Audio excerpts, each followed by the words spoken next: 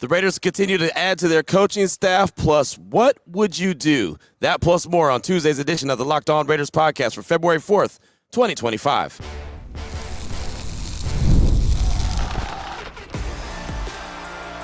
You are Locked On Raiders, your daily Las Vegas Raiders podcast, part of the Locked On Podcast Network, your team every day.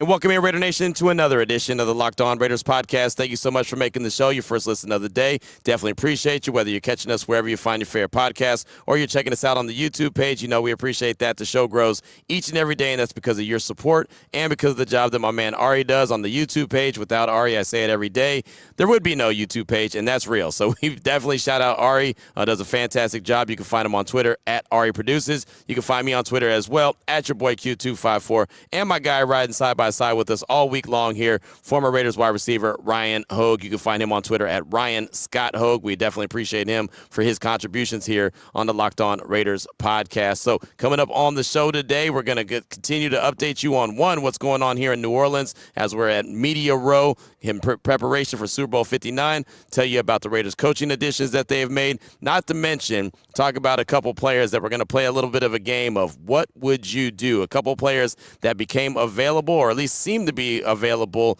for the Raiders and any other team in the league. Is there any interest that you should have in them? We'll do that coming up on today's edition of the Locked On Raiders podcast. Before we get into any of that, though, I do want to tell you about the title sponsor of the show, and that's Gametime. Download the Gametime app, create an account, use promo code LOCKEDONNFL for $20 off your first purchase. So, Ryan, off top, man, we completed one day officially in the books on Media Row, the New Orleans Convention Center. First time for you being on the media side of things. Normally, you're the guy getting interviewed by guys like me, but now you're doing that. You're running. You're going and getting guests. How was day one for you? You know, I've had an absolute blast. And I will say that the start, the morning, right, I was a little apprehensive just because I'm used to people seeking me out. Right. And it's a little uncomfortable for me because I hate inconveniencing people. So up to people and just hey. Exactly. That's why I never went into sales. My brother, he's an unbelievable salesman. Right. I think I probably could do good at it. I don't like it. Yeah. Right. But I will say that I kind of reframed my mind and always tried to go in to every single intro with a unique spin on it, right? So it's not just this person coming from this radio station is, hey, Ryan Leaf, you and I have two mutual former teammates. How cool is that? I would love to chop it up with you about that. Hey, right. Ross Tucker, I was on your podcast back in the day. You were one of the mentors at Broadcast Boot Camp. Can we talk? Matt Forte, same thing. So I've really been able to kind of wrap my mind around it and had a lot of fun with it. Well, it's been a lot of fun, and the thing about it that I think is really cool and unique is when a player recognizes another player, former player. It's like, oh, hey, and it's funny because I get that same thing, but not from players. I get it from other media members, as you saw, right? Everyone recognizes me from being around here for so many years. It's like you get that experience and that camaraderie, and so you getting it from the player's point of view, it's really fun for me as well to be able to sit back and watch and then just kind of see how you guys communicate, because it's always going to be different regardless of what role you're playing. It's always a little bit different when you've been there, done that. And I never know how former teammates or guys that played in the league are going to respond to me because, I was Mr. Relevant, and I kind of defined that as much as one could, right? Yeah. I got cut 15 times. I played for 5 teams, but, only one credited season and 3 practice squads, NFL Europe, arena football. I did about everything. So I never know, most of the people we're talking to are prominent players. Matt Forte, Pro Bowler, right? Ryan Leaf, number 2, runner-up in Heisman, you name it. And for these guys to, take the time and be like, no, I remember you. Yeah. Or, hey, you're part of the brotherhood. There's only 27,000 of us, as Ryan Leaf reminded me of. Yeah. But I also don't want to go without saying how impressive it is. This dude, every single person he's introduced me to. Oh yeah, I used to co-host a show with him. We're talking 15. How long you been alive, man? When you start at 8? It's amazing. So tip of the cap to you, man. You're doing your thing, and everybody just is so proud of how far you've come, and it's because of the success of the podcast, and because, hey, we're 12 hours in and you're still ride or dying. And Still. How much food have you eaten today? Zero. Zero. I don't recommend it. We are on our way to get something to eat in just a little while, but we did definitely want to recap day one, and we'll actually start with what's going on with the Raiders and Pete Carroll as he continues to put together his coaching staff. We were already wowed by Chip Kelly being named the offensive coordinator just because I think it's something that's going to be some creativity brought to the offense. I think it's going to be a really good thing. It shows the Raiders, one, thinking outside the box, trying to get innovative with their coaching and their offensive play calling. Two, they've put a big commitment, as Albert Breer, a guy that I caught up with on Radio Row on Monday, obviously, and I was hoping to bring that conversation to the podcast, but it was a little bit lengthier. One is almost 10 minutes long, so maybe at the later end of the week, maybe we'll be able to get that in. But he pointed out that they're paying Chip Kelly $6 million. That's triple his pay that he was making at Ohio State and more than the head coach in Houston, where I thought that Chip Kelly was going to end up. DeMeco Ryans only makes $4.6 million. Chip Kelly's making $6 million. That's a commitment right there. Tom Brady effect. Yeah, money talks, right? When you're tripling your salary, it's a no-brainer. Like, as much as he probably loved winning a national championship and he was just putting his fingerprint on that Ohio State offense, you heard guys like Dustin Fox, who we had on our show earlier, and an Ohio State alum, he understands the magnitude of losing both coordinators now for them. And but when you're good and when you win, you lose those guys. Right, when you get that, when you pay a guy $6 million, you're not doing that because, I think that this might be okay. I think he might be a good coach. You're doing this because you believe in him, right? If you give that kind of commitment, $6 million as an offensive coordinator, you're saying you're going to get it done. Yes, and you're also saying, and have the time to get it done. And you're also saying, not only do we believe in you, but we want to show all the other teams how much more we care about you than those, and we're going to make it a no-brainer for you. Right, exactly. Which you have to do. When you're in our situation, questionable quarterback, right? Have so many impending free agents. Like, those are the kind of decisions that Tom Brady, I'm sure, was just like, hey, you want to shake this up or not? Right. Well, guess what? You better open that checkbook. Yep. And you better make some splash moves. And this goes back to Mark Davis selling off parts of the team, minority ownership parts of the team, getting that liquid cash, being able to have the money to pay a Chip Kelly $6 million as opposed to saying, well, hey, that's too much. The organization has always been worth a lot of money, but now that he's sold off some of those portions, some of the minority shares, they actually have cash in hand. And that makes being able to do this. And even though they didn't land Ben Johnson, as Albert Breer told me, they were ready to offer him a large sum of money. What did he get from Detroit? 13.5? Yeah. Yep. In 5 years? 5 years, $13.5 million. And the Raiders were willing to, at least from Albert Breer, again, and I trust Albert Breer with what he says, was ready to compete with that and offer a large sum of money. So that's 67.5. My math's mathing. Exactly. Your math is a lot better than my math. But it's Pete Carroll's show. He's putting the staff together. We found out about Chip Kelly. We know about the defensive coordinator, Patrick Graham. He's coming back. Rob Leonard, defensive line run game coordinator, talked about him. Linebacker coach John Glenn. He's someone that, as I've done the research, he's a guy that a lot of people are excited about. Well, on Monday, we found out that the Raiders are hiring Brennan Carroll, who's Pete Carroll's son, to run their offensive line. He's the offensive line coach and the run game coordinator. He's been at U of W as an OC, the offensive line coach for the past year. And before that, he was at Arizona, the Seattle Seahawks, Miami Hurricanes, and USC. So there was some familiarity going back and looking at some of the numbers that he's put up as a OC or offensive line coach and run game coordinator. He's done pretty good. So, it's a no-brainer. I think we all knew that, Brennan Carroll has a good opportunity to land with the Raiders, and in fact, he did. Yeah, and Q, here's I put it real simple. If Fox Sports, for example, was failing, and they came to you and said, Q, we want to give you the keys to the car, and we're going to have you reshape the entire thing. Right. Well, we saw how many people you're familiar with here. Yep. Right. You've worked with some amazing names, some very familiar names, and also people that are a little under the radar. When you would start filling your staff, I imagine you would go to the people comfortable with. That's a great point. And then you would sprinkle in, the Ryans of the world that are like some up-and-comers. And then you would go with a couple that, I know that this guy's a hell of a coach. I don't know, or a hell of a broadcaster. I don't know if we necessarily jam, but I need that on my staff because I need to look at it from a different pair of eyes. No, that's a great point. That's exactly what I would do. And that's just about what everybody does. And in this kind of situation where you have to get it right, clearly Pete Carroll is doing exactly what you just said. Going out, using all his contacts and his resources to get the best guys. Not only did they decide to bring Brendan Carroll on as the offensive line coach, veteran assistant coach Greg Olson is back to the Raiders for the third time as quarterback coach. So that's pretty cool, saying that he's been multiple times. So guys like guys like John Gruden, Sean McVay, and Pete Carroll hire you, that clearly shows that you have some respect around the league and you're a pretty good quarterback coach. Yeah, you know how to coach them up, and obviously that's the most important position that we're going to have to not only coach them up, but we're going to have to teach them the position. Yeah. And teach them the position to be successful in a Chip Kelly offensive system, which is very unique to most NFL systems. Yeah, and that offensive line coach, Brendan Carroll, he's going to have his work cut out for him because he's going to have to get those offensive linemen in the right position. So an offense ran by Chip Kelly that's going to be very important. I say ran by because the running game, as Ryan Leaf mentioned to you, he said you didn't really need a running quarterback, but you have to have a running game. Yeah. So that offensive line coach is going to have to do the yeoman's work, the heavy lifting to get that offensive line right, whether that's the guys that are there, the guys that are outside the building, not there on the team yet, or a combination of the two. They've got to get the offensive line right to give that opportunity for that offense to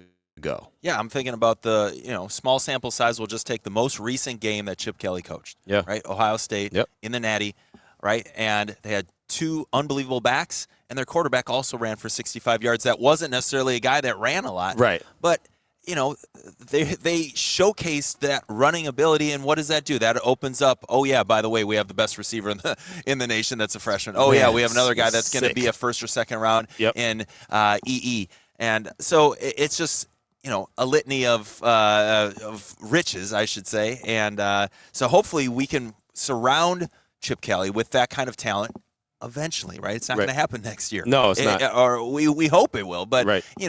Bits and pieces, small sample size again, but we have to surround him with the right pieces. And I think we have the ability and the flexibility to do so, which is exciting.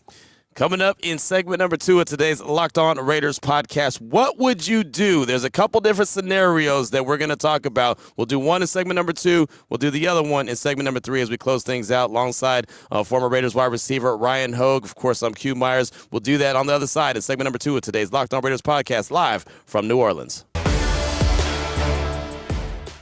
Before I get to that, though, I do want to tell you about one of the great sponsors here on the show, and that is PrizePicks. With the big game almost being here, there's no better way to make it even more exciting than with PrizePicks, right? It's the best place for daily fantasy sports. Over 10 million members and billions with a B in winnings awarded. PrizePicks makes it fun and simple to get in on the action. So how does it work? Well, you pick more or less on at least 2 players' projections, and if you're right, you can win up to 1,000 times your cash. PrizePicks even has a free pick for the big game where Patrick Mahomes only needs 1 yard to throw to win. 1 yard? Patrick Mahomes? Are we serious now? Yeah, you pair that with one more correct pick, and you're cashing out just like that. So what do you have to do? Download the app today. Use the promo code LOCKEDONNFL. You'll get $50 instantly after you play your first $5 lineup. That's promo code LOCKEDONNFL for $50 instantly after you play your first $5 lineup. PrizePicks. Run your game. All right, here we go, Raider Nation. Segment number 2 of today's Locked On Raiders podcast, and part 1 of What Would You Do? And let me go ahead and read this tweet that we got from our guy Vicente on Twitter. He said, Raiders should go get Cooper Kupp and Myles Garrett, then build the rest through the draft. Keep at least Crosby, Wilkins, Spillane, Jones, Jacoby, Big Mike Bowers, JPJ, Diablo, most of the offensive line and defensive line. I really believe the Raiders have a good starting base to build for the following 2 years. I think 2025 at least 8 wins, 2026 10 wins, and a wild card spot. Then from that to be a consistent playoff team. That's from our guy Vicente. And Ryan, there was a lot there as far as a lot of players. It almost seemed like he kept the whole team. We do know that the Raiders have a lot of free agents, so I understand where he's coming from. But there was a couple names that stood out. Raiders should get Cooper Kupp.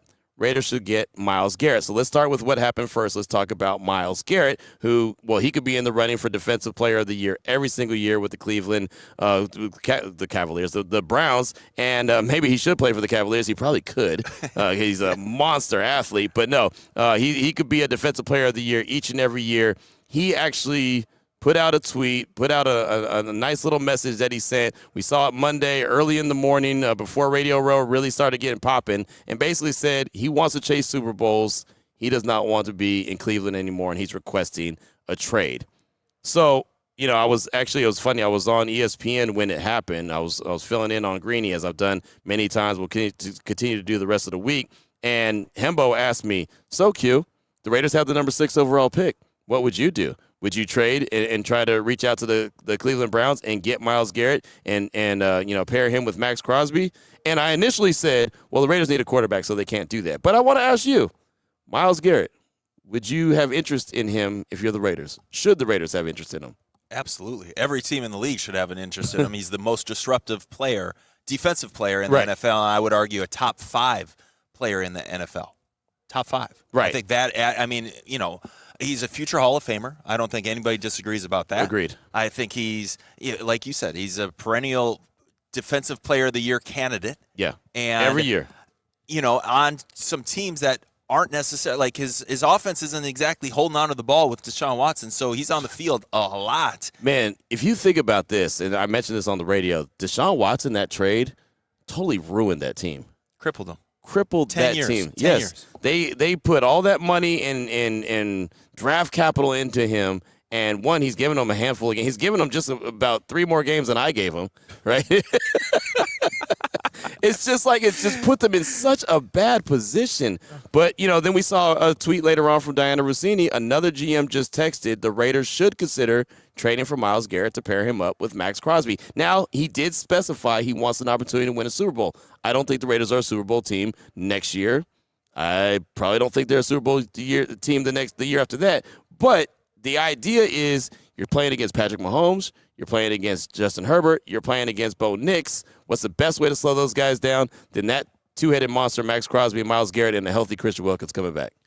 I tell you what, to think about having to face a defensive line and your chipping has to go towards Myles Garrett opening up, like Max would have to be the most excited human on earth to think about this because he's going to get 20 sacks in the season. Right. Well, and that's the thing. They've been looking for that bookend for the longest. I mean, you go back to Chandler Jones, you go back to Tyree Wilson when they drafted him. Malcolm Kuntz looked like he was going to be that guy. They went out and got K'Lavon Chase on.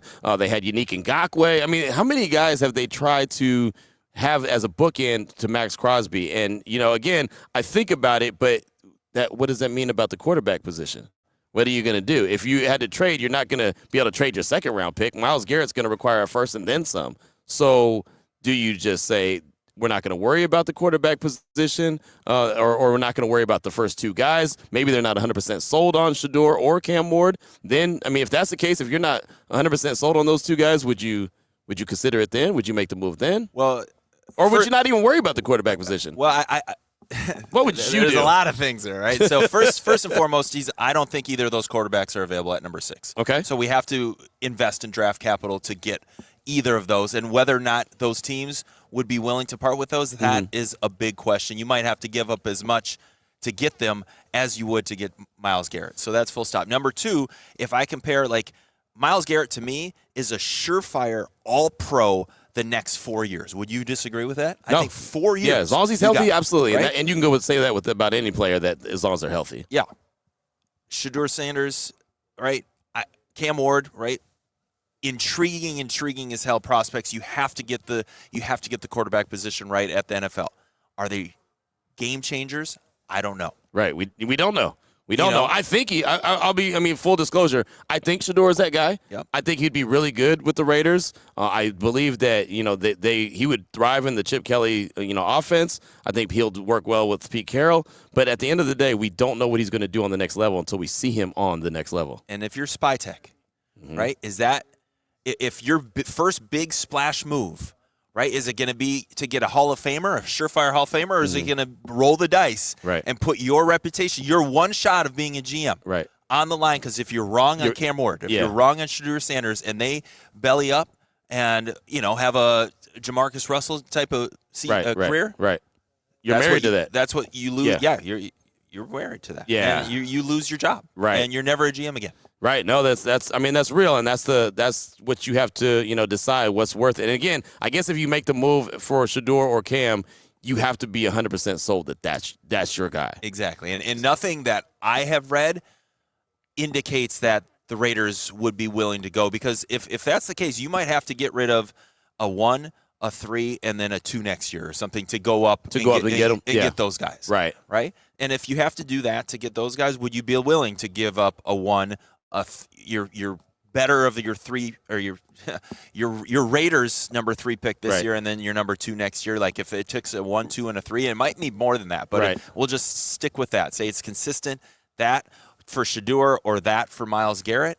Like again, it all depends on what the free agent and Chip Kelly and the conversation with him, but do I feel okay if I have Russell Wilson coming in and that's my defensive line? Because, again, you made a great point earlier today, and you said the only way you are going to have any chance in this division, right, given our state of our roster and just the how it's looking at least the next couple years, you have to be disruptive up front. You have to be the most disruptive of any team in the NFL, because linebacking core isn't going to change overnight. Right. But you can mask that with a really, really dominant defensive line. Absolutely. You got Jacorian Bennett, who I will die on that hill. He is a number 1 cornerback, and he is one of the best cornerbacks in the league. When he re-ups for a contract, he is going to have big time money. Yeah. I think he is a shutdown corner. Besides that, like, again, you have to reshape those other 3, whether it's re-signing Jack Jones or Morig or whatever. Yeah. But again, think about 2007 New York Giants. How did they beat the best team ever assembled, I think, in the 2007 Patriots, 18-0 Patriots? Yeah. Those bloodthirsty Pirates up front. What? Those guys. Justin Tuck was your 3rd best pass rusher that year. Right. And you had OC coming off the side. Yeah. My former teammate, both of him and Michael Strahan just collapsing the pocket. And then you had Justin Tuck up top, moving I'm trying to remember the other guy, Miami guy. What's his name? Willie Joseph? I think so. I don't want to lie to you. Joseph. I don't want to lie to you. Anyways, but they had they really, at times they'd play 4 defensive ends. Right. And they just, they played that NASCAR package, right? They had the NASCAR package, but then they had a quarterback, though, that could make the throws. That's true. They had the quarterback that could make the throws. So that's one scenario. What would you do? Would you be okay if the Raiders went after Myles Garrett and maybe passed on the quarterback, at least in the first round? Maybe they get a guy in the second or third round. Maybe they go and get a guy like a Dylan Gabriel or a Jalen Milroe or a Jackson Dart if available. Maybe they go in that direction and feel pretty comfortable that they can get it done that way with a bridge quarterback like a Russell Wilson or whoever that other may be. So that's one of the scenarios, but that didn't end there on Monday. There was another guy that Vicente mentioned in his tweet, Cooper Kupp. We'll talk about him coming up in segment number 3 of today's Locked On Raiders podcast. Before I get to that, though, I do want to tell you about another great sponsor here, and that is Gametime. And if you're looking for tickets to your next big game, maybe last-minute tickets to the big game next week, well, it's actually coming up on Sunday. You could be a concert, a comedy show, sports game. You could be anything that you need. If you need a ticket, they've got it without the headache. And with Gametime Picks, it's so easy, and I'll tell you exactly how it works. With Gametime Picks, the app does all the hard work for you, right? It gets all the best deals, so you don't have to waste time searching through endless ticket listings. And many people have been using Gametime Picks for a long time, been going to concerts. New Year's passed. I mean, man, we're already into February, but New Year's passed. I know a lot of folks were going out and about, especially in Las Vegas at Janet Jackson concert. I talk about it all the time. Great deals on Gametime. Gametime Picks has you covered. The best part, you're covered with Gametime's lowest price guaranteed. If you find a better deal somewhere else, they're going to refund you 110% of the difference. And your tickets are guaranteed to be delivered on time with easy cancellation options if something comes up. So right now, make your next event even better. Download the Gametime app, create an account, use promo code LOCKEDONNFL for $20 off your first purchase. Terms do apply. Again, the promo code is LOCKEDONNFL for $20 off. Download Gametime today. Last minute tickets, lowest price guaranteed. What time is it? Game time. Here we go, Raider Nation. Segment number 3 of today's Locked On Raiders podcast. We did What Would You Do in segment number 2 when it comes to Myles Garrett. Now we're going to do What Would You Do when it comes to wide receiver Cooper Kupp alongside Ryan Hoag, former Raiders wide receiver. Of course, I'm Q Myers. Well, let's get into Cooper Kupp. He tweeted out, he broke the news on Monday. I was informed that the team will be seeking a trade immediately and will be working with me and my family to find the right place to continue competing for championships. I don't agree with the decision. Always believed it was going to begin and end in L.A. So, want to get down into some little bit of contract conversation real quick, and this comes from Adam Schefter. Now that the Rams have said that they'll look to trade Cooper Kupp, here's the cost. If Kupp is traded, his new team will inherit his $20 million salary in 2025, $7.5 as a roster bonus plus $12.5 base, and $19.85 million in 2026 unless his contract is renegotiated. And Ryan, as you know, contracts could be renegotiated. They're about as good as the paper that they're on. I mean, the guaranteed money is what really matters. Everything else is, kind of flexible and workable. So I throw it at you. We talked about Myles Garrett and what he could bring to the team. Would you think that the Raiders should pick up the phone and see what it would take to get Cooper Kupp to put him in this Chip Kelly offense with whatever quarterback they end up either with currently on the roster or a guy they bring in? I always love the sigh. It's like, all right, either you're going to say something brilliant or you're still working on it or something. I always love the sighs. Well, there's one other thing I wanted to say about Myles Garrett that I didn't get to, and I don't know if we should say that now or if we should wait until we just unpack the Cooper Kupp.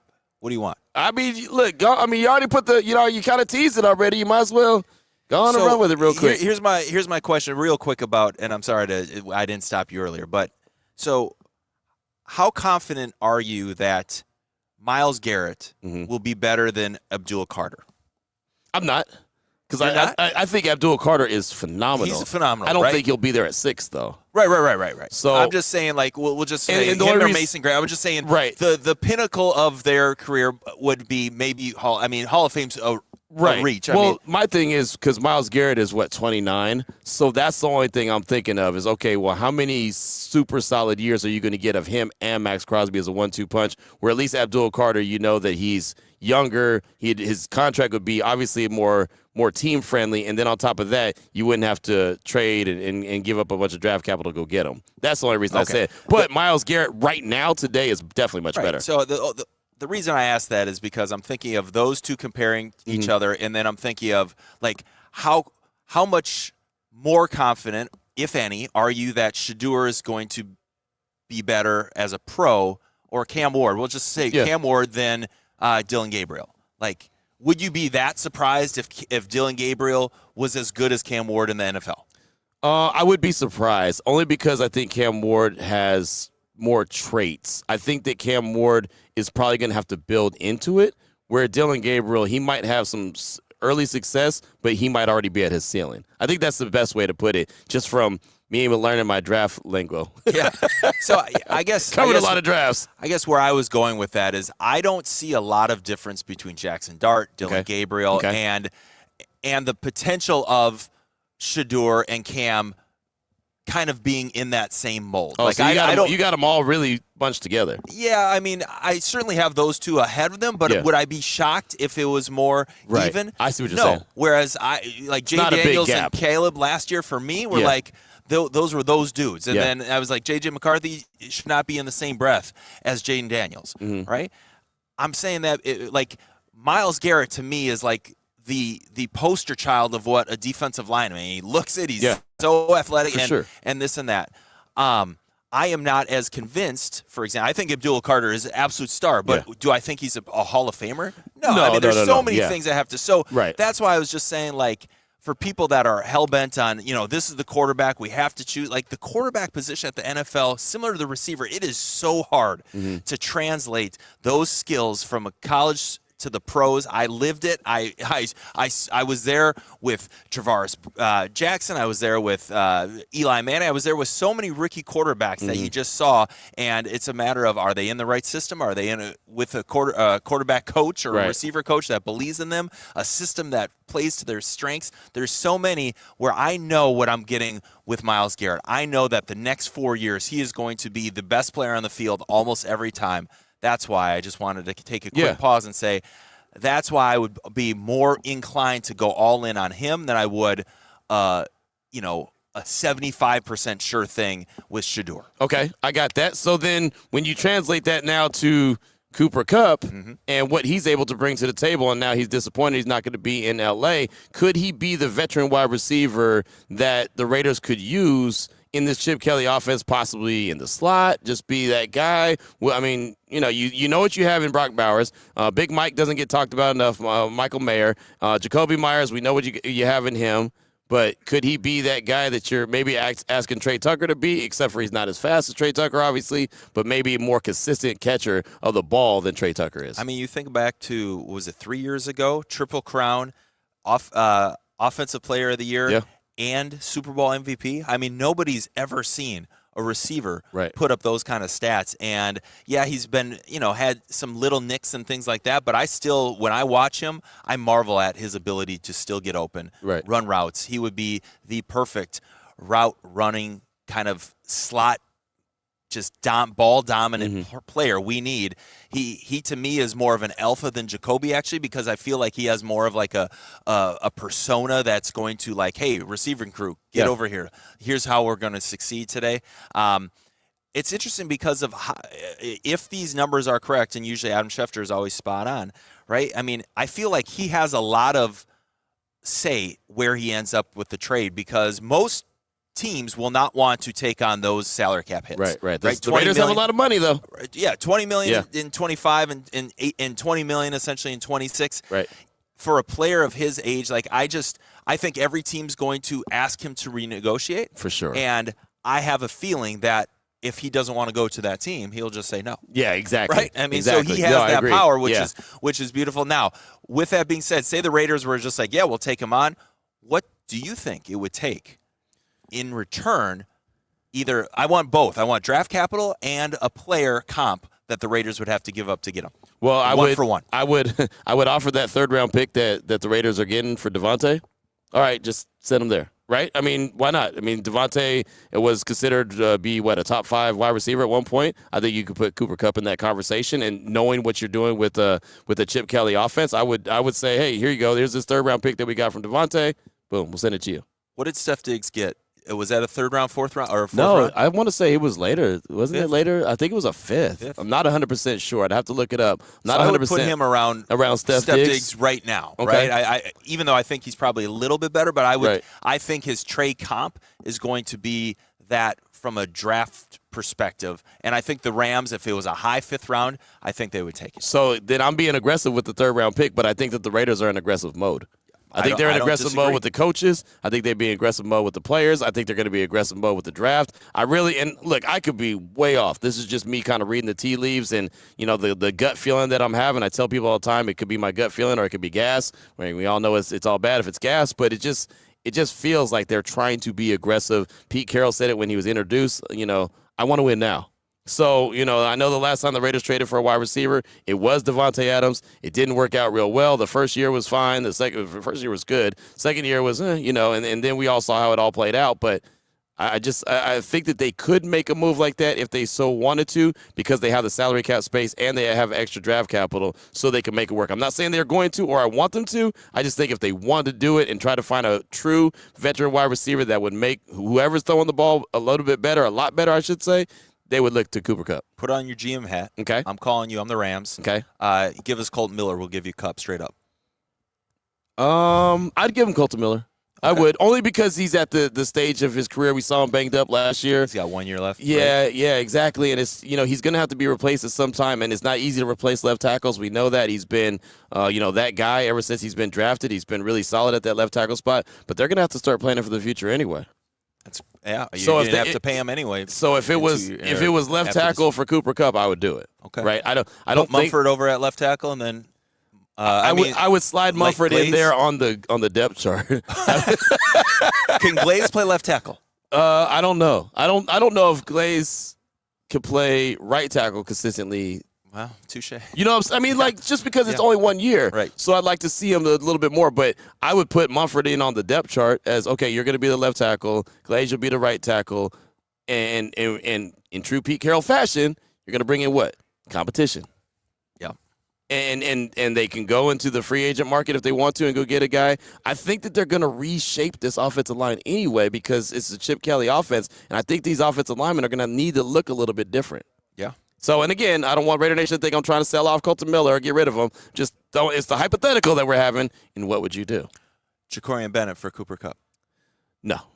No, I agree. JB, no way. He's. I'm not trading him. And you know me, man. I always say DBs win games. Yeah, and JB, man, that was the. Hey, look, I don't get a whole lot right, and Raider Nation lets me know when I don't. So when I get one right, I got to keep him on the team. And I was right about JB. So when I get something right like that, I got to hold on tight, or someone's going to call me out for everything I've said wrong.